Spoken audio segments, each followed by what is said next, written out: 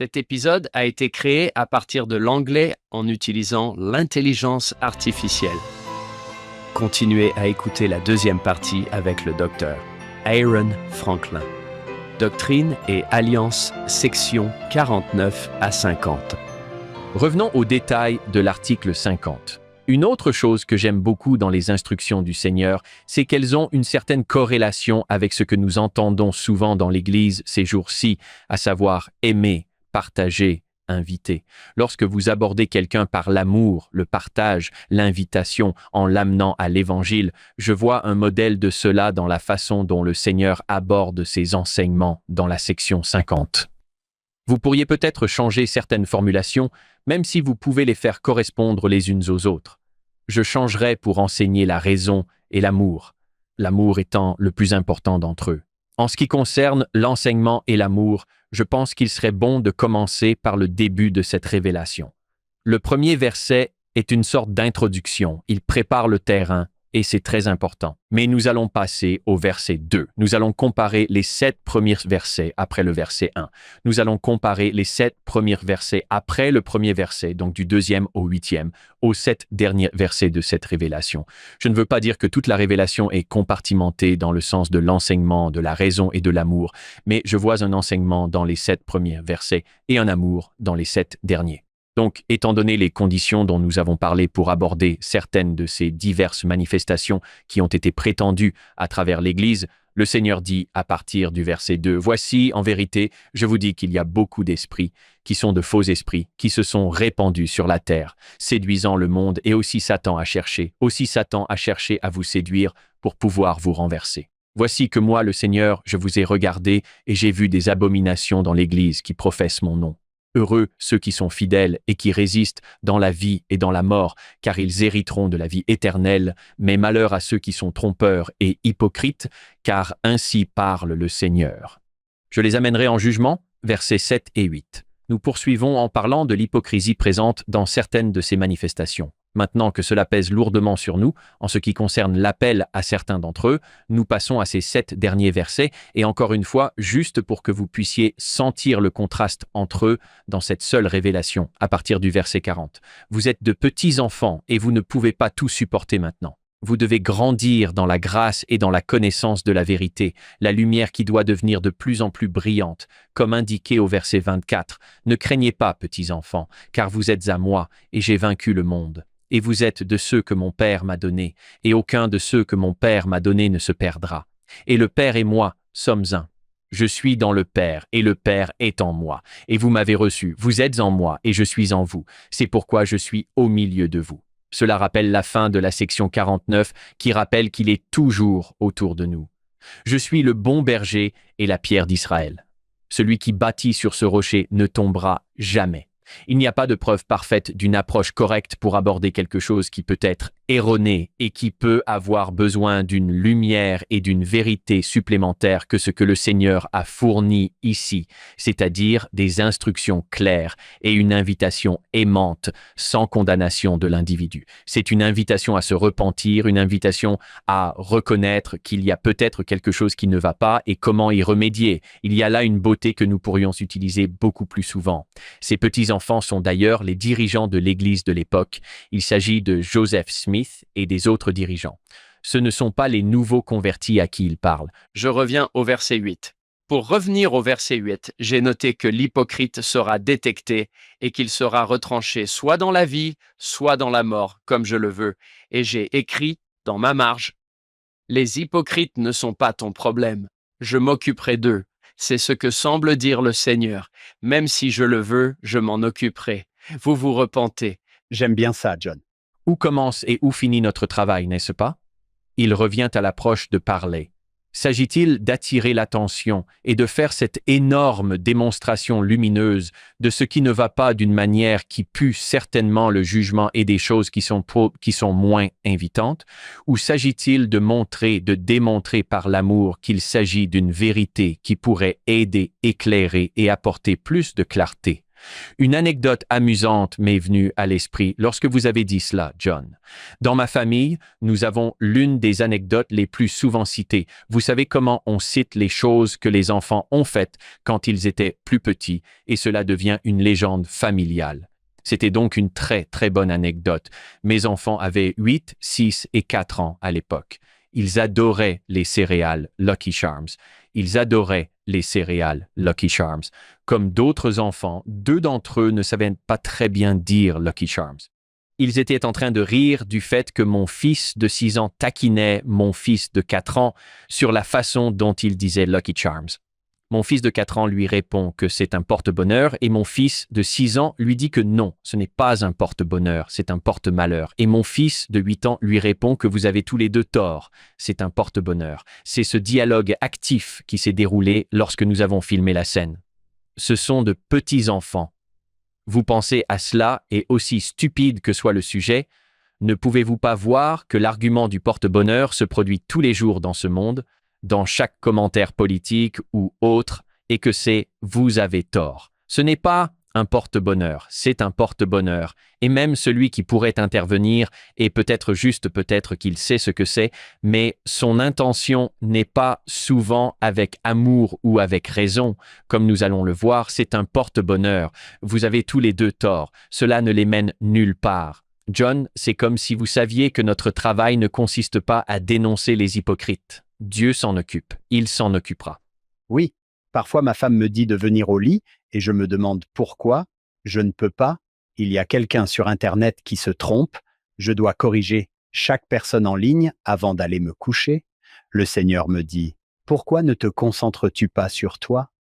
Oui, j'adore ça. Au fur et à mesure que nous approfondissons le sujet, nous avons mis en place ces serres-livres.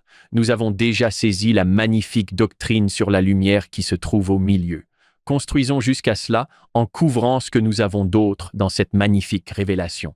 Je dirais que, avant d'entrer dans les versets directs, les versets 10 à 12 sont ceux que j'aimerais aborder ensuite. Mais nous allons commencer à parler du raisonnement à partir du verset 10. Et maintenant, venez, dit le Seigneur par l'Esprit aux anciens de son Église, et raisonnons ensemble. J'ai un peu mal lu ce passage et je devrais peut-être le relire de la façon dont je pense que le langage suggère ce que le Seigneur est en train de dire. Il dit « Et maintenant venez, dit le Seigneur par l'Esprit aux anciens de cette Église, et raisonnons ensemble, dit le Seigneur par l'Esprit aux anciens. » C'est une sorte de parenthèse. C'est comme si c'était ma façon de communiquer. Le message ici est « Venez, raisonnons ensemble pour comprendre. » Raisonnons comme un homme raisonne avec un autre face à face. Or, lorsqu'un homme raisonne, il est compris de l'homme parce qu'il raisonne comme un homme. De même, moi, le Seigneur, je raisonnerai avec vous pour que vous compreniez. Ce mot « raison » peut avoir de nombreuses ramifications. Pour moi, celui qui ressort est qu'il signifie que nous devrions être raisonnables lorsque nous approchons le Seigneur, lorsque nous approchons la découverte de la vérité de quelque chose, car c'est ce qui est en jeu ici. Certains adorent d'une manière et d'autres d'une autre. Ce qui est en jeu spécifiquement à notre époque, c'est comment déterminer ce qui est juste, quelle est la vraie forme d'adoration, quelle est la vraie manifestation de l'esprit. Mais elle peut s'appliquer à tout en ce qui concerne la façon raisonnable dont nous abordons et considérons les choses. Et la raison en général, c'est l'ouverture d'esprit, la prise en compte de tous les facteurs qui peuvent être présents.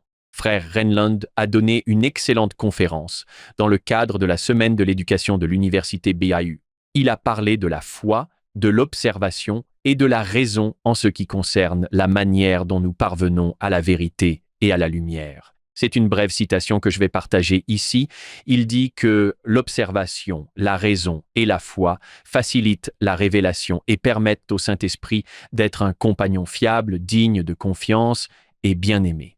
Ces éléments seront des facteurs clés pour produire un élan spirituel dans nos vies et nous aider à aller de l'avant au milieu de la peur et de l'incertitude. Lorsque nous commençons par être enclins à croire, l'observation mène à la foi. Au fur et à mesure que la foi grandit, La raison facilite la transformation de la foi en connaissance révélatrice, et la connaissance révélatrice produit une foi supplémentaire. Il y a tant de beauté et de concision dans ce qu'il a formulé ici. En tant qu'auditeur, vous pourriez probablement revenir en arrière et écouter cela encore et approfondir les commentaires de Frère Renlund parce qu'il pose vraiment les bases de la façon d'accéder à la vérité et de la façon de faire grandir cette vérité en appliquant ces principes de la foi, de l'observation et de la raison. J'aime beaucoup cela. J'aime l'objectif final du Seigneur au verset 12, afin que vous compreniez, je ne suis pas forcé. Je veux vraiment que vous compreniez et cela ressemble à ce que disait Frère Renlund. C'est ainsi que vous pouvez arriver à ce point. J'ai aussi une question à vous poser et j'ai fait allusion à mes sentiments à ce sujet. Il s'agit peut-être d'une question presque rhétorique. Lorsque vous considérez ce conseil, le lisez-vous en pensant « oui, c'est largement pertinent ». Ce n'est pas seulement lorsque nous parlons de choses liées à l'Évangile, mais de manière générale, ce conseil sur la manière dont nous raisonnons les uns avec les autres devrait être appliqué dans toutes nos interactions. J'aime l'idée de toutes nos interactions. Si la contestation est le fait du diable, le raisonnement commun consiste à se demander comment on voit les choses. C'est ainsi que je vois les choses. Que pensez-vous de cette approche? Dans l'éducation des enfants. C'est une leçon tellement difficile à apprendre que le raisonnement, l'autorité morale et l'établissement d'une relation sont beaucoup plus efficaces que je vais te dire ce que tu dois faire. Je vais créer de nouvelles règles. C'est presque la meilleure partie du rôle de parent. Vous créez de nouvelles règles sur le champ, mais cela se retourne toujours contre vous. Ça marche rarement. John, je ne sais pas si je vous l'ai déjà dit, mais un jour, je faisais la vaisselle et ma fille était sur le canapé, sur son téléphone, et je lui ai dit « Hé, tu veux m'aider à faire la vaisselle ?» Et elle m'a répondu « Non, j'aurais dû dire « Pourquoi ne pas avoir une relation ?» C'est ça? Si c'était sa mère, elle dirait oui. Si c'était sa meilleure amie, elle dirait oui. Qu'est-ce qui fait que notre relation ne fonctionne pas? C'est ce que j'aurais dû penser et me demander. Comment je pouvais la raisonner, me rapprocher d'elle et construire une relation. Au lieu de cela, je suis passé directement à la nouvelle règle facile. Celle qui n'aide pas à faire la vaisselle ne garde pas son téléphone. Tu veux m'aider à faire la vaisselle? Oui, elle ne l'a pas fait avec autant d'enthousiasme que je l'espérais. Nous n'avons même pas fait le lien entre tous les domaines de la vie. Raisonnons calmement. J'aimerais bien apprendre cela. Je parie qu'aucun d'entre vous n'a de problème avec ça. Non, oh là là, il suffit de demander à mes enfants. Ils ne se battent pas du tout. Oui, la vieille carotte contre le bâton. Oui, la carotte contre le bâton. Il y a plusieurs façons d'aborder la question. D'une manière ou d'une autre, le Seigneur trouve l'équilibre entre le court et la perfection que nous pouvons nous efforcer de suivre. Si je pouvais établir un lien entre le fait d'être raisonnable et l'applicabilité générale en repensant à 49,2 sur le fait de ne vouloir connaître la vérité qu'en partie, je suggérerais que pour 49,2 sur le fait de ne vouloir connaître la vérité qu'en partie, je suggérerais que pour 49,2 sur le fait de ne vouloir connaître la vérité qu'en partie, je suggérerais que pour 49,2 sur le fait de ne vouloir connaître la vérité qu'en partie, je suggérerais que pour 49,2 sur le fait de ne vouloir connaître la vérité qu'en partie, je suggérerais que pour 49,2 sur le fait de ne vouloir connaître la vérité qu'en partie, je suggérerais que pour 49,2 sur le fait de ne vouloir connaître la vérité qu'en partie, je suggérerais que pour 49,2 sur le fait de ne vouloir connaître la vérité qu'en partie, je suggérerais que pour 49,2 sur le fait de ne vouloir connaître la vérité qu'en partie, je suggérerais que pour 49,2 sur le fait de ne vouloir connaître la vérité qu'en partie, je suggérerais que pour 49,2 sur le fait de ne vouloir connaître la vérité qu'en partie, je suggérerais que pour 49,2 sur le fait de ne vouloir connaître la vérité qu'en partie, je suggérerais que pour 49,2 sur le fait de ne vouloir connaître la vérité qu'en partie, je suggérerais que pour 49,2 sur le fait de ne vouloir connaître la vérité qu'en partie, je suggérerais que pour 49,2 sur le fait de ne vouloir connaître la vérité qu'en partie, je suggérerais que pour 49,2 sur le fait de ne vouloir connaître la vérité qu'en partie, je suggérerais que pour 49,2 sur le fait de ne vouloir connaître la vérité qu'en partie, je suggérerais que pour 49,2 sur le fait de ne vouloir connaître la vérité qu'en partie, je suggérerais que pour 49,2 sur le fait de ne vouloir connaître la vérité qu'en partie, je suggérerais que pour 49,2 sur le fait de ne vouloir connaître la vérité qu'en partie, je suggérerais que pour 49,2 sur le fait de ne vouloir connaître la vérité qu'en partie, je suggérerais que pour 49,2 sur le fait de ne vouloir connaître la vérité qu'en partie, je suggérerais que pour 49,2 sur le fait de ne vouloir connaître la vérité qu'en partie, je suggérerais que pour 49,2 sur le fait de ne vouloir connaître la vérité qu'en partie, je suggérerais que pour 49,2 sur le fait de ne vouloir connaître la vérité qu'en partie, je suggérerais que pour 49,2 sur le fait de ne vouloir connaître la vérité qu'en partie, je suggérerais que pour 49,2 sur le fait de ne vouloir connaître la vérité qu'en partie, je suggérerais que pour 49,2 sur le fait de ne vouloir connaître la vérité qu'en partie, je suggérerais que pour 49,2 sur le fait de ne vouloir connaître la vérité qu'en partie, je suggérerais que pour 49,2 sur le fait de ne vouloir connaître la vérité qu'en partie, je suggérerais que pour 49,2 sur le fait de ne vouloir connaître la vérité qu'en partie, je suggérerais que pour 49,2 sur le fait de ne vouloir connaître la vérité qu'en partie, je suggérerais que pour 49,2 sur le fait de ne vouloir connaître la vérité qu'en partie, je suggérerais que pour 49,2 sur le fait de ne vouloir connaître la vérité qu'en partie, je suggérerais que pour 49,2 sur le fait de ne vouloir connaître la vérité qu'en partie, je suggérerais que pour 49,2 sur le fait de ne vouloir connaître la vérité qu'en partie, je suggérerais que pour 49 être raisonnable et être raisonné, il faudrait aborder le sujet avec une ouverture d'esprit qui ne peut être offerte si nous sommes dogmatiquement déterminés à nous en tenir à ce que nous possédons. Pour décrier toute autre chose, je ne suggère pas que quiconque doive jamais compromettre ces vérités évangéliques fondamentales, le maintien de ce que nous avons en ce qui concerne l'essence centrale de l'évangile de Jésus-Christ. Mais il s'agit là d'une partie relativement petite de la nature générale des faits, de la fiction, de l'information et de la désinformation. C'est le plus important et le plus puissant des principes salvateurs de l'évangile en vérité. Mais il y a tellement d'autres choses à faire. C'est une analogie stupide sur ce front. Pensez à la façon dont nous abordons les sujets dans le monde. Nous vivons à une époque où le buffet d'informations est permanent. Si vous avez un fan de Golden Corral ou de Chocarama, s'ils sont dans l'Utah, parce que je pense que c'est un établissement plus spécifique à l'Utah.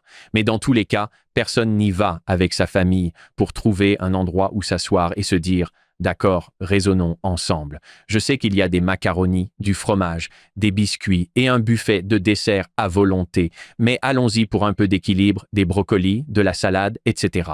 Le petit Johnny ne va pas raisonner avec ça. Il est venu pour ces moments. J'ai pu voir cela, c'est vrai. Et ce sont les choses les plus intéressantes qui seront recherchées. C'est une analogie un peu idiote, mais c'est un peu la même chose avec la façon dont nous naviguons dans ce monde. Nous vivons dans un buffet d'informations disponibles. Certaines sont mauvaises, d'autres sont bonnes, bien plus que nous ne le pensons souvent. Ce qui se passe souvent, c'est que nous remplissons notre assiette avec nos propres choses à faire, puis nous regardons l'assiette des autres et nous nous demandons « Qu'est-ce que vous faites ? Savez-vous où vous êtes ? Il y a des biscuits au beurre de miel là-bas. Pourquoi avez-vous cela dans votre assiette ? Pourquoi aller là-bas ? Nous adoptons immédiatement cette forme, les charmes dégoûtants et toutes ces choses. Et pour venir et raisonner ensemble, je pense qu'il faut de l'ouverture. Il faut regarder au-delà de nos propres passions et intérêts pour voir et chercher à comprendre les autres. C'est difficile à faire, mais c'est tellement nécessaire. Dans un monde où nous interagissons tellement en ligne et où le vitriol peut devenir omniprésent, l'anonymat n'aide pas. Je peux être anonyme et dire ces choses, et c'est une spirale terrible. Jean, vous connaissez cette histoire dans Luc où Jacques et Jean disent « Seigneur, faisons sauter ce village samaritain. » Il leur répond « Vous ne savez pas de quel esprit vous êtes animés. » L'objectif devient alors de gagner un argument au lieu d'être édifié et d'apprendre. J'adore la citation de Roger Federer, le célèbre joueur de tennis suisse, l'un des plus grands de tous les temps. Il a prononcé, je crois, un discours lors d'une remise de diplôme. Il dit « Savez-vous combien de points j'ai gagné au cours de ma carrière ?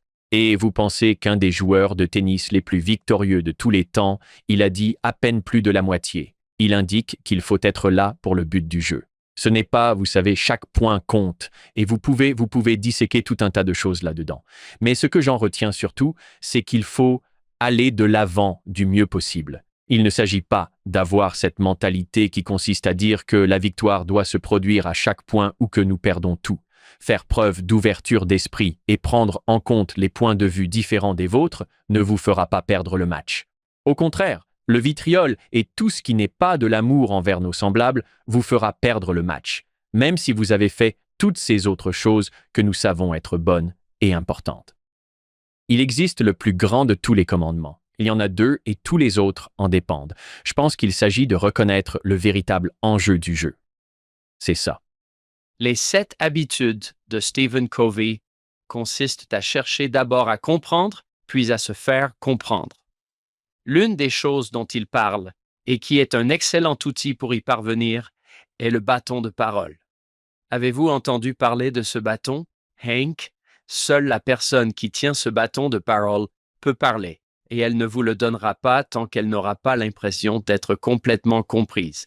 C'était vraiment mon intention et j'ai senti qu'il ne serait pas difficile de poser cette question qui était surtout rhétorique, du genre « Et est-ce que cela s'applique à notre époque ?» Et puis, vous avez tous les deux partagé des idées et des perspectives fantastiques à ce sujet. Et l'intention de cela était que nous avons fait tout cela sans vraiment lire ces beaux versets en ce qui concerne l'esprit de vérité.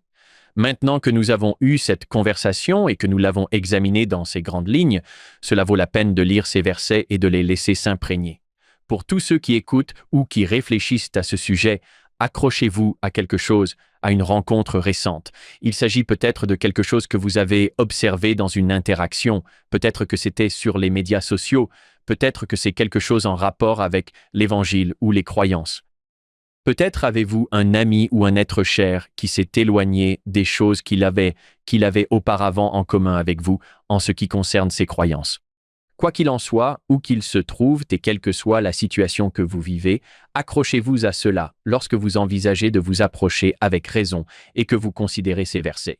Si vous le voulez bien, je vais les lire en commençant par le verset 17. Je vous le dis en vérité, celui qui a été ordonné par moi et envoyé prêcher la parole de vérité par le Consolateur dans l'esprit de vérité, la prêche-t-il par l'esprit de vérité ou d'une autre manière? Et si c'est d'une autre manière, ce n'est pas de Dieu. Et encore, celui qui reçoit la parole de vérité, la reçoit-il par l'esprit de vérité ou par une autre voie? Si c'est par une autre voie, elle n'est pas de Dieu.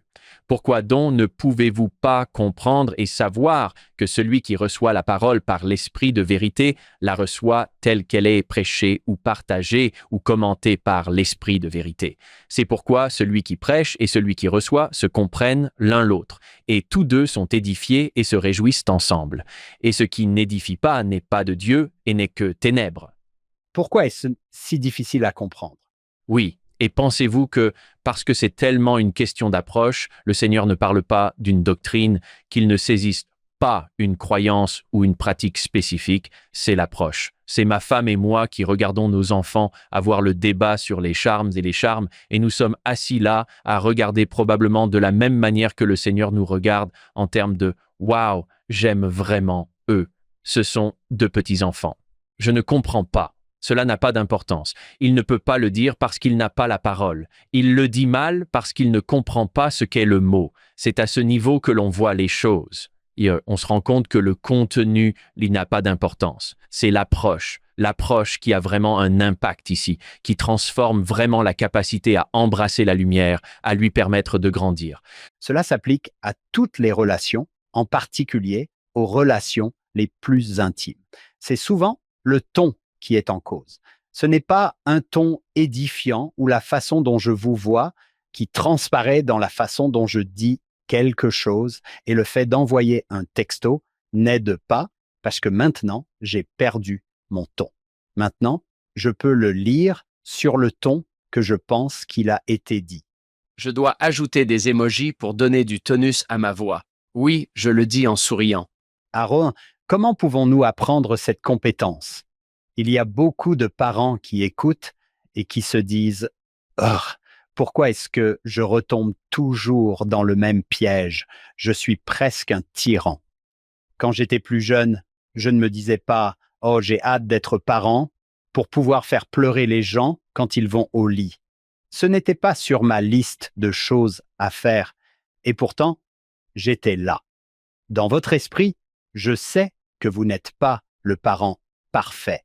Peut-être l'êtes-vous, mais comment avez-vous appris cette compétence? C'est presque comme l'article 121, n'est-ce pas? Montrer un accroissement d'amour, de persuasion, de douceur, de mansuétude, d'amour sincère. C'est là que se trouvent les influences. Heureusement, même si je ne suis certainement pas un parent parfait, j'ai eu le don d'observer pendant plus de 21 ans une personne qui, je pense, l'est, ce qui m'a permis d'avoir une idée de l'approche à adopter. Je vois donc ma femme, je porte le bâton et elle n'a pas la carotte, mais un équilibre, une carotte sur un bâton qui est multifonctionnel. Je regarde donc les choses et je me demande pourquoi ils ne comprennent pas. J'essaye de faire ressortir ma frustration. Il est amusant que j'ai un peu pointé du doigt Parley P. Pratt pour son approche des Shakers, car c'est Aaron Franklin qui est monté sur ce cheval. En fait, si je réfléchis à la manière dont j'ai abordé beaucoup de ces choses dans ma vie, je me rends compte qu'il s'agit d'une question d'éthique. Mais l'une des choses pour lesquelles ma femme a fait un travail remarquable, c'est de raisonner avec notre enfant. Je pourrais en partie attribuer cela à la façon dont j'ai grandi ou à d'autres mentalités, à d'autres cultures qui font que non, il n'y a pas de raisonnement ici. C'est moi qui commande. Vous savez que c'est comme ça et que c'est comme ça que ça doit être. Et elle a cherché à raisonner, c'était une raison sans nécessairement un compromis. Ce qui est intéressant, c'est qu'il n'est pas nécessaire de compromettre ces vérités fondamentales pour écouter, pour s'assurer que le bâton de parole peut être tenu et que la personne se sent vraiment comprise, ce qui demande du temps et de la patience. Ce sont des choses que je n'ai pas suffisamment offertes. Je pense que dans ces scénarios, ma femme fait un travail remarquable, surtout avec nos adolescents. Vous savez, je les entends dire quelque chose, je dis non, non, ce n'est pas la direction que nous prenons. Et elle me dit, attends, écoutons-les. Alors passons à autre chose. Parce que souvent, ce que l'on constate, c'est que si quelqu'un apprend, s'il est ouvert et ne se contente pas d'aller au buffet pour ses plats préférés, s'il est ouvert et que l'on profite de l'occasion pour l'amener à discuter, il peut se guider lui-même sur cette voie. Elle peut s'y amener d'elle-même si vous lui laissez l'espace nécessaire pour y parvenir. Oui, étonnamment, ils utilisent leur agence, n'est-ce pas? C'est presque comme si c'était important pour le Seigneur qu'ils y arrivent. Oui, c'est une sorte d'effet de troupeau. Je n'ai jamais fait d'élevage de bétail, mais j'ai vu des films et je ne les ai jamais vus utiliser le lasso, à moins qu'il ne s'agisse d'un besoin urgent de sauvetage ciblé, mais dans la plupart des cas, c'est en les encerclant. Cela leur permet de se déplacer librement. Ils se déplacent, courent et se rassemblent. Et l'incitation générale dans le cadre de cette allocation les oriente dans la direction qu'ils doivent prendre. Je ne veux pas suggérer qu'il faille aller trop loin en termes de styles parentaux et autres. Je veux dire qu'il y a différents chemins vers la mer, mais cela me fait penser à la façon dont nous abordons les choses. Lorsqu'un bovin commence à s'éloigner un peu, il faut prendre le lasso. C'est moi qui prends le lasso. Je les vois, ils s'éloignent et n'ont pas confiance en eux et en l'environnement. Et il faut les approcher d'une manière qui le montre. Oh John, je sais que je connais tous vos enfants et ils diraient que notre père et notre mère sont parfaits à tout point de vue. Mais comment avez-vous appris? Comment avez-vous appris à être calme et à travailler avec quelqu'un en douceur? Vous riez, mais j'ai vu. Je peux rire? Je ris parce que je sais quelque chose que vous ne savez pas. Donc, comme tout le monde, nous apprenons en faisant. Je l'ai déjà dit, je ne veux pas donner l'impression que c'est tous les soirs la prière familiale, mais il y a des moments où papa et maman se repentent dans la prière familiale de la façon dont j'ai géré quelque chose aujourd'hui, et cela crée une ouverture. Les enfants voient qu'ils essayent aussi. Je pense que nous sommes fatigués en tant que parents et que nous vivons au jour le jour, ce qui peut affecter la façon dont nous raisonnons ensemble. Mari et femme, nous pourrions en parler, comment les choses peuvent s'envenimer et devenir « j'ai juste un mauvais esprit » à ce sujet. Vous souvenez-vous de John il y a 2 semaines? Je crois que c'était quand le Dr Bogman était ici et elle a dit qu'elle et son mari avaient des différends entre eux, mais qu'ils avaient décidé d'aller au temple une fois par semaine. Vous souvenez-vous de ce qu'elle a dit? Elle a dit que nous allions au temple en nous disputant et que nous en ressortirions en nous tenant la main. Le Seigneur semble connaître la recette pour cela. Aaron, j'aime bien ce que vous avez dit, s'ils sont ouverts à cela. Quand je lis certains de ces versets, je vois que l'auditeur a une responsabilité. J'ai entendu Hank faire d'excellents discours sur l'écoute. Écoutez le verset 19. Celui qui reçoit la parole de vérité. L'auditeur a donc une responsabilité. Reçoit-il la parole par l'esprit de vérité ou d'une autre manière? Si c'est d'une autre manière, ce n'est pas de Dieu. Verset 21. Pourquoi donc ne comprenez-vous pas et ne savez-vous pas que celui qui reçoit la parole, ici encore la responsabilité de l'auditeur par l'esprit de vérité, la reçoit telle qu'elle est prêchée par l'esprit de vérité? Je comprends la tentation, même à l'église, d'être sur son téléphone. Je cherchais l'hymne, mais j'aime que le Seigneur dise qu'il ne s'agit pas seulement de savoir si ce frère ou cette sœur fait un bon discours. Alors, j'écouterai. Il s'agit de savoir quel genre de récepteur vous êtes si vous écoutez par l'esprit de vérité. En fait, Hank, l'une de mes analogies préférées est celle d'un diapason. Je crois que c'est Frère McConkie qui a dit « Vous avez vu un diapason à un bout de la pièce, et maintenant nous parlons de son au lieu de lumière. Mais vous êtes ingénieur, vous travaillez probablement avec cela aussi. C'est une onde. Vous suivez ceci. Vous frappez un diapason, et un diapason clair, à l'autre bout de la pièce, commencera à vibrer et à résonner parce qu'ils sont. Quelle est l'expression que nous utilisons? En accord? Il est possible que 2 personnes assises l'une à côté de l'autre quittent une réunion et que l'une d'entre elles dise que c'était une bonne réunion, tandis que l'autre, assise à côté d'elle, pourrait dire qu'elle n'en a rien tiré. Quelqu'un s'est présenté avec un si bémol au lieu d'un LA, mais il semble qu'il y ait une responsabilité pour le récepteur de recevoir par l'esprit de vérité. Le président Henry B. Eyring a raconté qu'il avait quitté une réunion en pensant qu'il s'agissait des paroles du président Eyring. Il a dit « J'étais assis à la réunion des sacrements et j'écoutais ce que je pensais être un discours terrible. » Et il a dit « Je n'arrêtais pas de regarder mon père et mon père rayonnait devant l'orateur. » Et il a dit « Nous rentrons à la maison. J'étais en train de frapper une pierre devant moi en essayant de trouver comment aborder ce sujet. Et j'ai dit, « Alors papa, qu'as-tu pensé de la signification du sacrement ?» Et il a dit, mon père a dit, « J'ai pensé que c'était une réunion merveilleuse et frère Eyring a dit que ce n'était pas le cas. » Il a dit, « Mon père a mis son bras autour de moi et a dit, « Hal, je ne l'appelle pas Hal, mais il raconte l'histoire. Hal, laisse-moi te dire quelque chose que je me suis appris à faire quand j'étais jeune. Quand je vais à une réunion et que l'orateur commence, s'il a des difficultés, je me demande ce qu'il essaie de dire. Et s'il a des difficultés, je me fais un sermon sur le même sujet. » Il a dit et il a ri. Et il a dit, « Depuis lors, je n'ai jamais assisté à une mauvaise réunion. » Je suis un assez bon orateur, n'est-ce pas? 3e Néphi 5.17. Jésus cite des passages d'Isaïe à la fin de 3e Néphi 16. Puis il dit, « Je perçois que vous pouvez comprendre. Rentrez chez vous, réfléchissez aux choses que j'ai dites et préparez votre esprit pour demain. » Nous voyons que l'auditeur a une responsabilité.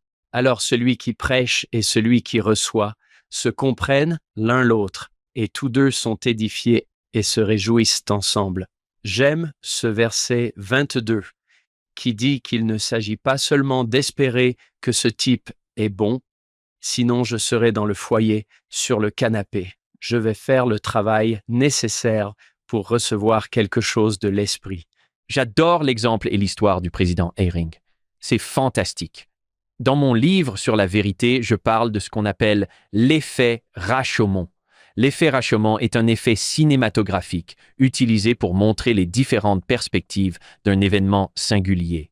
Il provient d'un vieux film japonais appelé Rashomon, qui raconte l'histoire d'un meurtre commis par 4 témoins différents, qui ont chacun partagé leur point de vue et ces 4 versions différentes de l'histoire, qui en changent tous les petits bouts.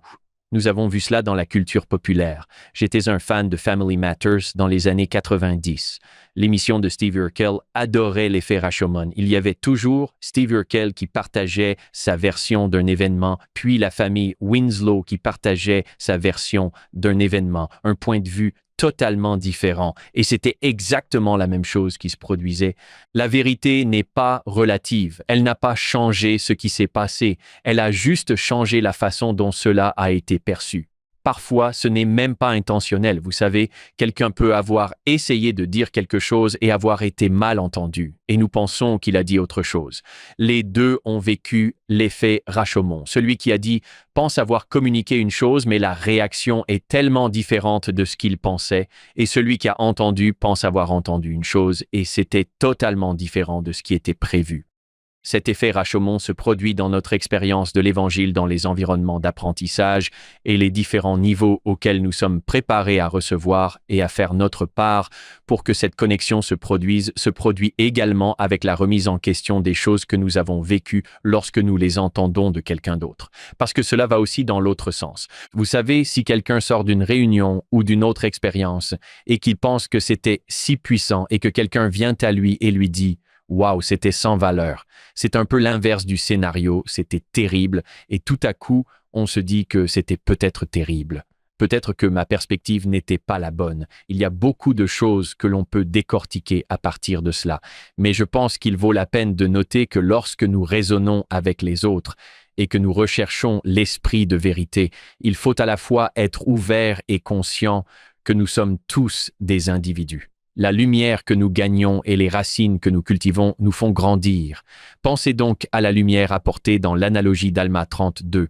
Nous avons planté la graine. La graine a commencé à pousser. Il n'était pas nécessaire qu'elle devienne un arbre entier pour savoir qu'elle était bonne, elle a simplement commencé à pousser. Quand on pense à une graine qui pousse, elle va pousser jusqu'à l'endroit où elle a été plantée. Les racines s'enroulent autour d'elle, la contournent. Il n'y a pas 2 systèmes racinaires identiques dans ce monde. Ainsi, au fur et à mesure que cette graine se plante, grandit et se développe, elle sera unique en son genre. Ainsi, lorsqu'il s'agit de l'esprit de vérité et de la recherche de la lumière, il s'agit d'une démarche individuelle. Nous recevons cette vérité de l'Évangile à embrasser et ce sur quoi nous pouvons l'utiliser pour nous éclairer. Le président Ashdorf a donné une conférence intitulée Continue in Patience. Je me suis dit que j'allais comprendre. J'ai donc écouté cette conférence tous les jours pendant 1 mois en allant au travail. J'essayais simplement faire en sorte que ce soit moi. Par osmose. Oui, peut-être quelque chose, je vais juste l'absorber et ça m'a pris du temps. Mes petits-enfants sont encore tout petits. C'est toujours un pur bonheur. Vous savez, ils viennent à la maison. Il y a un mot ici que je me souviens que mon père utilisait pour parler d'un bâtiment comme d'un édifice. Édifier quelque chose qui construit. Une fois, j'étais à BYU dans l'ancien JSB et frère Neil A. Maxwell était là. Il a dit une chose extraordinaire. Il a dit que si l'on pouvait résumer le manuel du missionnaire en un seul verset, ce serait Alma 38:12. Faites preuve d'audace mais pas d'insistance et veillez aussi à brider toutes vos passions afin d'être remplis d'amour. Veillez à vous abstenir de toute paresse. Et je me suis dit, quelle bonne idée, lisez-le comme un missionnaire, nous pourrions dire, si vous pouviez comprimer le guide pour la force de la jeunesse en un seul verset, ce pourrait être le verset 23. Pensez-y comme une norme médiatique pour chacun d'entre nous. Je veux dire qu'il s'agit d'une version de type « Faites vos valises, nous partons en voyage de culpabilité ». Ce qui n'édifie pas n'est pas de Dieu et n'est que ténèbres. Si vous regardez dans le courant de la force de la jeunesse, il y a un sous-titre cette fois, un guide pour faire des choix. Ce n'est pas un livre qui fait des choix à votre place, c'est un guide qui vous permet de faire des choix. Voici le paragraphe le plus long. Recherchez ce qui élève, inspire et invite l'esprit lorsque vous choisissez ce que vous regardez, lisez, écoutez ou participez. Pensez à ce que vous ressentez. Est-ce que cela invite à de bonnes pensées? Restez à l'écart de tout ce qui se moque des choses sacrées ou qui est immoral. Ne participez pas à des activités qui émoussent votre jugement ou votre sensibilité à l'esprit, comme la violence, l'alcool et les drogues nocives. Ayez le courage d'arrêter un jeu vidéo, de sortir d'un film ou d'une soirée dansante, de changer de musique ou de vous détourner de tout ce qui n'est pas conforme à l'esprit. Nous pourrions raccourcir ce verset et dire au verset 23, « Est-ce que cela édifie ?» J'adore ce mot. Est-ce que cela m'édifie spirituellement? J'adore cela. Cela me rappelle mon évêque qui, lorsque j'étais adolescent, nous racontait une histoire. Vous êtes à une fête et soudain, les choses tournent mal. C'est peut-être de l'alcool qui circule, c'est peut-être de la marijuana. Vous êtes dans un cercle et la marijuana circule autour de ce cercle et vous êtes assis là à vous demander ce que je vais faire. Vous savez quoi? Je ne sais pas ce que je vais faire. Et soudain, la personne à côté de vous se met à dire « Non, non, je ne vais pas faire ça ». Cela redonne aussi du courage. L'union fait la force, c'est la force du nombre. Alors vous vous dites « D'accord, je ne vais pas le faire ». Puis il nous demandait « Êtes-vous la première personne ou la deuxième ?» La façon dont il a raconté l'histoire était très proche de cette préoccupation. Comment vais-je faire? Et il a fallu le soutien d'un autre pour y parvenir. Mais nous devons vraiment reconnaître cette simple vérité. J'aime la façon dont vous avez parlé de condenser toutes ces autres choses. Frère Scott a dit qu'une écriture mémorisée peut être comme un ami proche. C'est quelque chose qui peut me venir à l'esprit si je suis à un endroit où je ne devrais pas être et que ce qui n'édifie pas n'est pas de Dieu et n'est que ténèbres. Peut-être pourrions-nous tous avoir un peu plus peur des ténèbres. Bien dit. Aaron, nous sommes revenus à notre point de départ et j'apprécie que nous ayons bouclé la boucle. J'aimerais vous poser d'autres questions sur votre expérience de l'étude de la lumière. Quel lien spirituel avez-vous établi au cours de vos études? Y a-t-il des moments où vous vous êtes dit « Oh, c'est drôle » ou quelque chose que vous avez étudié s'est aligné sur les principes de l'Évangile? J'adore le fait que nous l'ayons ramené. Oh, c'est drôle. Oui, c'est génial. Vous écrivez un livre entier sur la lumière et la connectivité physique et spirituelle, et il ne faut pas plus de quelques mois après sa sortie pour réaliser « Oh waouh, que je n'avais jamais réalisé ce nouvel aperçu que quelqu'un partage ou comment cela s'y rattache. » Et j'ai raté beaucoup de choses depuis, mais une en particulier. Je parle donc du fait que la lumière est le moyen par lequel nous communiquons pratiquement toutes les informations à l'ère moderne. Peu importe qu'il s'agisse d'un signal Wi-Fi, d'un téléphone portable connecté ou d'une onde radio. Tout se fait par l'intermédiaire de la lumière, y compris la transmission par des câbles optiques enfouis sous le plancher océanique. Toutes ces transmissions se font en intégrant des informations dans la lumière et en les extrayant à nouveau. Une chose que je tiens à souligner, c'est que la lumière met moins d'un dixième de seconde pour faire le tour complet de l'équateur de la Terre. La vitesse de la lumière est incroyablement rapide. La quantité d'informations qu'elle peut contenir est si vaste qu'il est difficile de se faire une idée de ce que Dieu peut faire, s'il peut le faire avec la lumière, s'il peut le faire avec l'homme, s'il peut le faire avec Dieu. Et qu'il utilise ou non la lumière pour établir cette communication, ses capacités dépassent notre imagination. Pour répondre à votre question plus spécifique, ce qui m'est venu à l'esprit encore plus récemment, c'est la façon dont je conçois la communication de Dieu. J'aime penser que c'est de la lumière. J'avais encore, je dirais, une compréhension traditionnelle. Peut-être par manque d'un meilleur mot, du moment où je veux entendre Dieu davantage, du moment où la campagne d'écoute se produit. Quand je veux l'entendre davantage, je dois m'ouvrir davantage à lui. Je dois prier davantage. Je dois mieux m'aligner sur son évangile et être plus réceptif. Aucune de ces choses ne fera mal dans la préparation à recevoir. J'ai fini par me convaincre que c'était une mauvaise façon de voir les choses. Dieu parle toujours. Rien de ce que nous pouvons faire ne peut changer son amour pour nous. Il n'y a pas de différence. Il n'y a que notre réception, comme le dit Jean. C'est tout ce qui est en notre pouvoir. C'est la façon dont nous gérons notre réception de sa vérité. Ils viendront toujours. Il s'agit moins pour moi d'essayer de faire ce que je peux pour qu'il appelle ou qu'il parle d'une manière ou d'une autre que de savoir comment je peux écouter.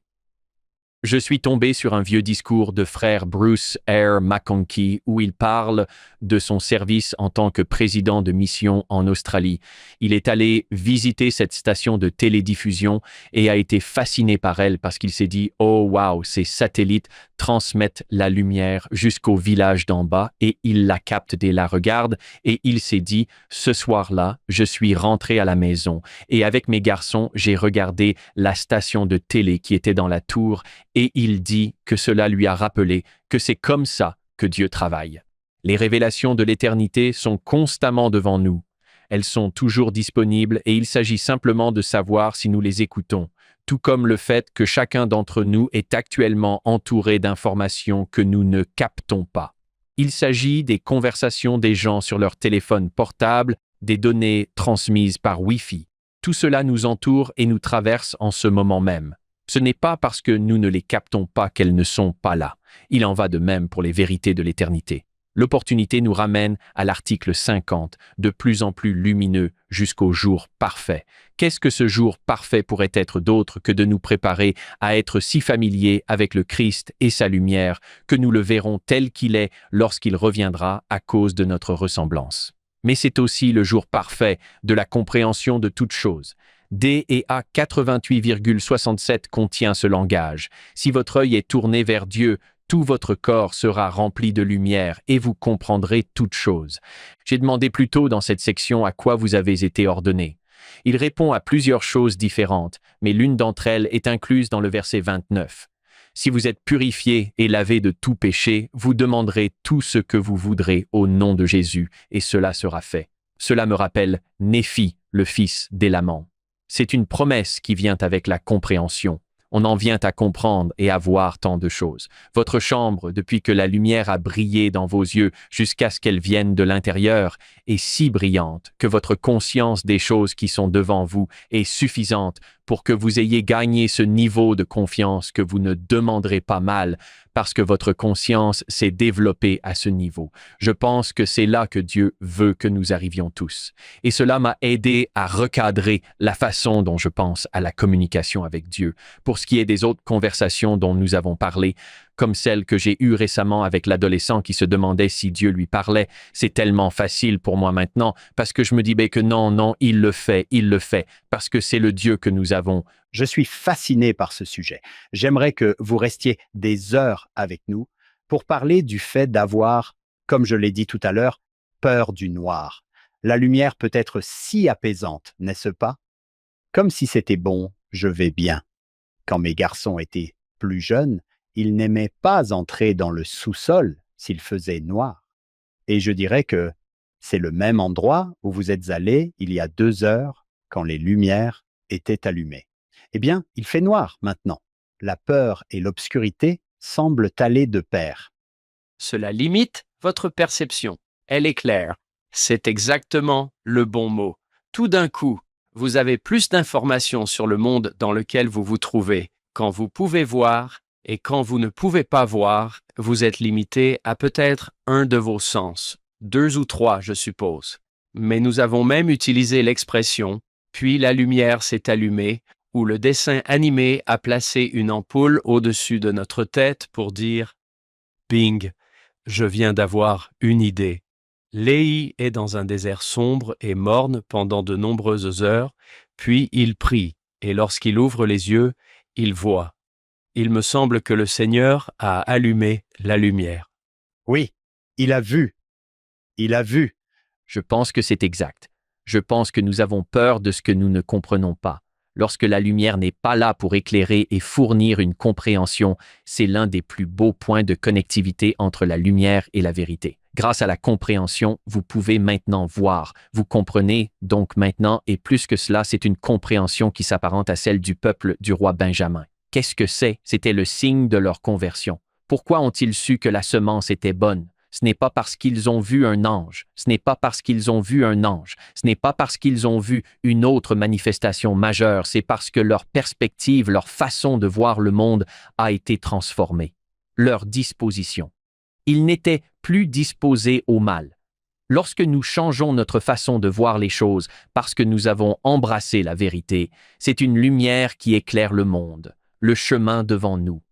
Et c'est un signe qu'il est bon que cela se soit produit. Il y a une phrase que je suis sûr que vous avez vue, qui est si étrange quand vous avez goûté cette lumière. Vous pouvez goûter la lumière parce que toute sa métaphore est le fruit et la dégustation. Mais c'est plus que cela, c'est la lumière.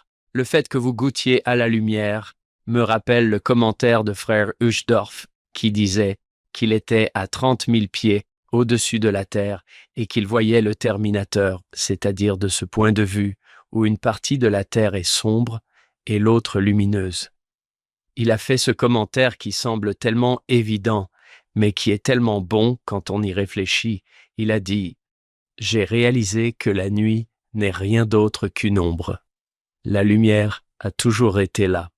C'est juste que vous n'êtes pas en mesure de la recevoir. Comme vous le dites, la lumière d'Aaron est toujours là, mais nous nous mettons dans l'ombre. » Je me suis dit que c'était une très bonne façon de le dire. Oui, j'aime bien ça. Tant d'autres choses en rapport avec les attributs physiques de la lumière et la manière dont elle interagit avec les choses peuvent apporter beaucoup d'appréciation sur nos capacités à recevoir des choses à partir de la lumière du Seigneur. Nous avons parlé plus tôt de la direction de la lumière, du fait qu'elle a une direction, et pourtant, le Christ est la lumière qui remplit l'immensité de l'espace. Il est partout, D&A 4:28. Cela vous montre à quel point sa direction est intentionnelle. Elle est partout. Ce n'est pas seulement cela. Oh, ok, voici cette source et elle va aller partout. Tout va bien. Il y a une direction. C'est la section 49 dans votre dos et tout autour de vous, et la section 50 a réitéré qu'il vient de toutes les directions. Vous ne pouvez pas vous cacher, vous ne pouvez pas vous mettre dans une position à laquelle il ne peut pas accéder avec son amour et vous offrir la chance de l'embrasser et d'illuminer les choses pour améliorer votre propre compréhension. J'utilise parfois cette séquence, j'espère que j'ai raison et j'aimerais entendre ce que vous en pensez tous les deux. Je m'adresse aux jeunes et je leur dis que Dieu leur donne une partie de la lumière pour qu'ils puissent voir la vérité. Si vous vivez cette vérité, vous obtenez plus de lumière. Avec cette lumière, vous voyez plus de vérité. Et si vous vivez cette vérité, vous obtenez plus de lumière. Et avec cette lumière, vous voyez plus de vérité. Et cela continue jusqu'à ce que vous ayez toute la lumière et toute la vérité. L'inverse semble également vrai. Si j'ai la lumière et que je vois la vérité et que je ne vis pas selon cette vérité, je perds cette lumière. Et je ne peux plus voir la vérité. C'est comme si j'avais perdu ce que je connaissais. Le chapitre 93 est un merveilleux petit chapitre frère du chapitre 50. C'est le verset 28 qui continue. Celui qui garde ses commandements reçoit la vérité et la lumière jusqu'à ce qu'il soit glorifié dans la vérité et qu'il connaisse toutes choses. Passez ensuite à 36.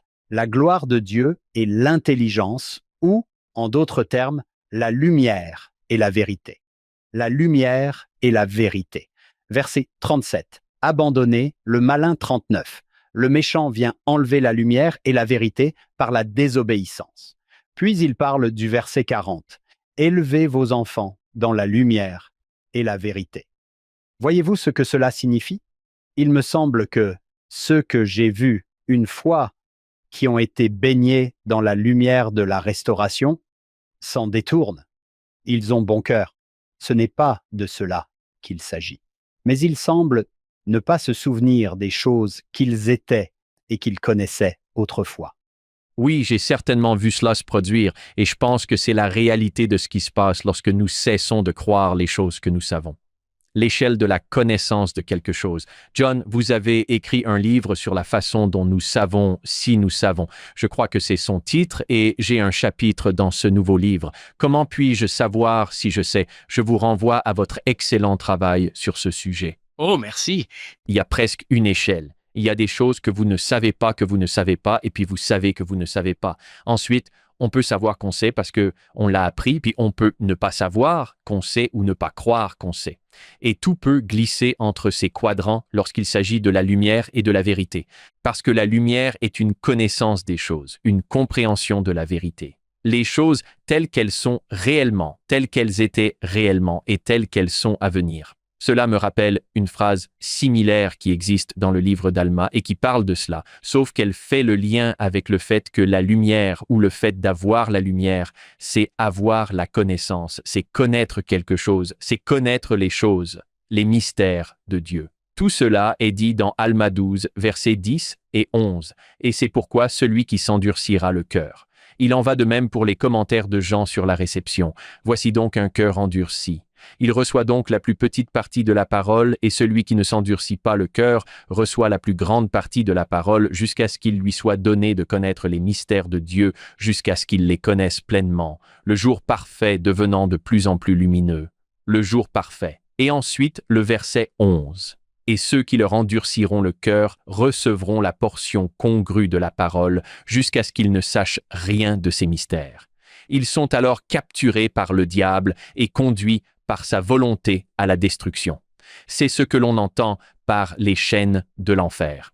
Les chaînes de l'enfer représentent donc le fait que nous perdons cette lumière, que nous ne connaissons plus les mystères de Dieu, que nous ne comprenons plus ses voies, son amour, sa volonté pour nous. Nous savons que nous pouvons accroître notre connaissance, mais il semble que nous puissions aussi, d'une certaine manière, la diminuer lorsque nous perdons la lumière. Peut-être que cela ne s'applique pas, mais Sœur Chéridou a écrit un chapitre dans un livre intitulé « Le péché rend stupide et coûte cher aussi ». Je pense que ce qu'elle essayait de dire, c'est que lorsque vous perdez l'influence du Saint-Esprit, vous n'êtes pas aussi intelligent. Je veux dire que vous avez accès à une intelligence infinie. Imaginez que lorsque nous ne le faisons pas, je suppose que nous ne prenons pas d'aussi bonnes décisions parce que nous perdons la lumière. Oui, c'est une interaction intéressante avec la lumière et l'obscurité que nous voyons tout le temps autour de nous, mais aussi apparemment dans notre esprit, dans notre pensée. J'ai hâte de lire votre livre car ce sujet m'a toujours fasciné. Vous devrez supporter des diagrammes et des modes de pensée très techniques. Je l'adore. Un de mes amis a donné une leçon intéressante dans sa classe de séminaire. Je ne sais pas exactement comment il s'y prenait, mais il commençait la classe avec une seule lampe allumée, et au fur et à mesure qu'ils étudiaient, il allumait plus de lumière et il demandait aux étudiants « Est-ce qu'il y a de la lumière ici ?» « Oui, il y a de la lumière ici. » Puis il allumait une autre lampe. « Y a-t-il de la lumière ici ?» Oui. Ce qui était intéressant, c'est que la lumière pouvait toujours s'intensifier. On se disait « Oh, j'ai la lumière », et puis elle devenait plus brillante, et non, non, j'ai la lumière, et elle devenait de plus en plus brillante. J'ai trouvé fascinant de penser que nous nous disons parfois que nous avons trouvé la lumière. J'ai la lumière que je peux voir autour de moi, et puis une autre lumière s'allume. Vous pensez, je suppose que je n'ai pas tout eu. Je n'avais pas toute cette lumière. Cela me rappelle Joseph disant qu'il cherchait une compréhension plus parfaite lorsqu'il cherchait cette révélation. C'est vrai, la section 49 où il dit cela, je veux dire que oui, il avait beaucoup de lumière, tant de lumière et de révélation, et pourtant la conscience qu'il y a toujours plus à comprendre et à rechercher. Waouh, c'est génial. Aaron, c'était très amusant. John et moi aimons parler de la lumière et de la vérité. Nous avons rarement l'occasion de le faire avec quelqu'un qui les comprend vraiment. Quand deux ignorants se réunissent, il ne se passe pas grand-chose. Cela s'appelle Follow EM. Oui, c'est ça. Aaron, certains saints des derniers jours pensent que les personnes instruites ne sont pas des religieux fidèles. Si vous arrivez au point où vous en savez assez, vous pouvez alors. Des connaissances approfondies. Oui, c'est vrai. Alors vous n'avez pas besoin de religion. Pourtant, voilà quelqu'un qui a fait de sérieuses études. Nous ne vénérons pas les pieds de l'académie, mais c'est quelque chose qui vous fait dire « Waouh !» qu'il y a beaucoup de choses qui entrent en ligne de compte dans ce cas-là. Comment êtes-vous accueilli en Caroline du Nord? Vous a-t-on déjà dit « Vous en savez tellement », comment pouvez-vous encore y croire? Ou au contraire, les gens vous admirent-ils pour cela? Et que diriez-vous aux auditeurs chez eux qui reçoivent ce message de quelque part? Oh, si seulement vous saviez ce que je sais.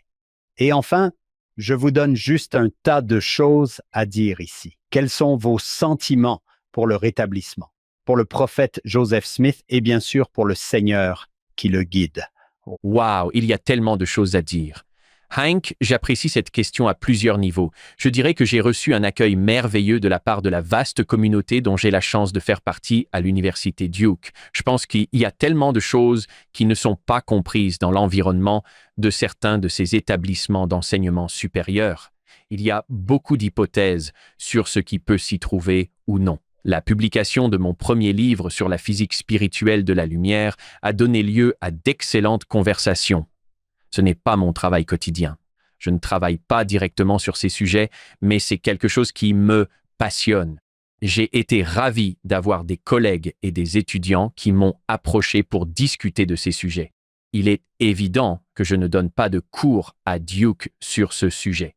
Dans le monde universitaire au sens large, mais aussi dans la communauté scientifique, de nombreux collègues proches, issus de différentes universités du monde entier, ont découvert ce livre avec plus de respect qu'on ne le croit. Vous savez, comme « Attendez une minute, vous avez écrit ce livre. Nous publions des articles de recherche. Sur quoi écrivez-vous ce livre ?» Ils ont fait preuve d'un grand respect à cet égard et d'un grand intérêt, ce qui a donné lieu à de très bonnes conversations.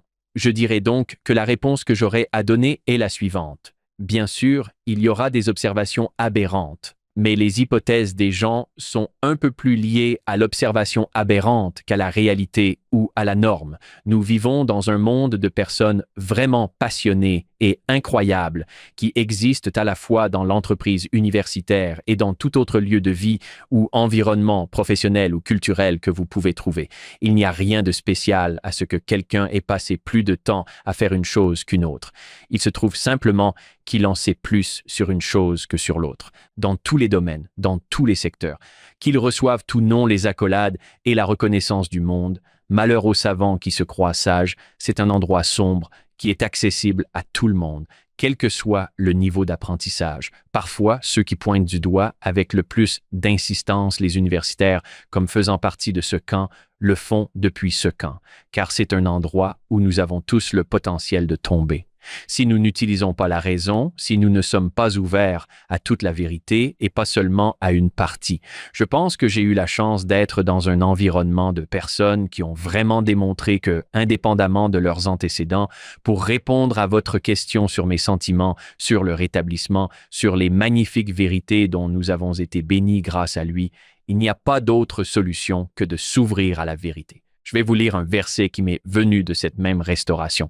Je vous ai dit que j'aimais me pencher sur les versions les plus anciennes des documents. Un petit fait amusant pour vous et pour quand vous viendrez tous les deux me rendre visite à l'université de Duke. Je vous emmènerai à la bibliothèque des livres rares et des manuscrits de l'université Duke qui abrite non pas une mais 2 éditions originales du livre de Mormon datant de 1830. Elles sont arrivées dans leur collection par différents moyens.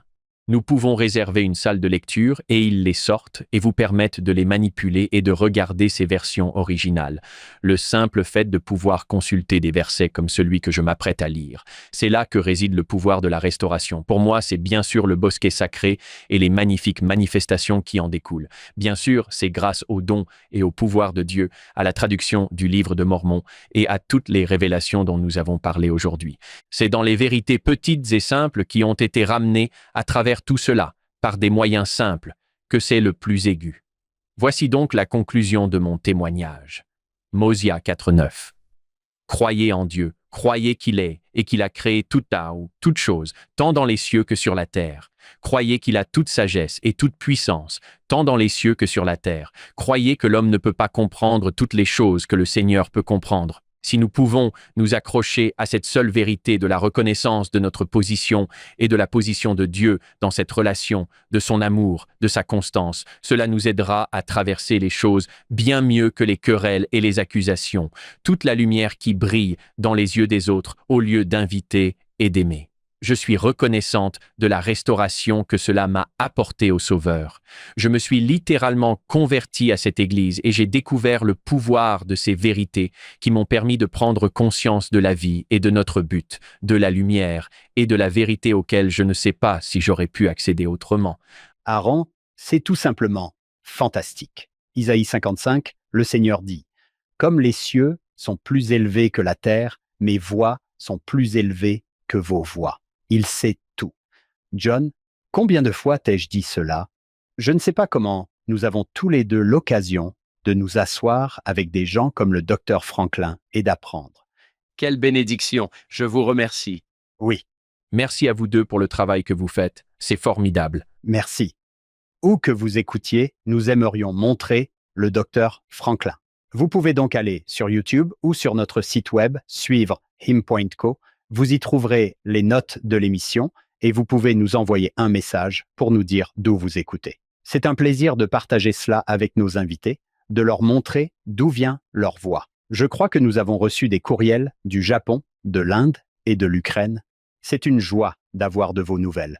Nous tenons à remercier le docteur Aaron Franklin pour sa présence parmi nous aujourd'hui. Quelle journée, pleine de lumière.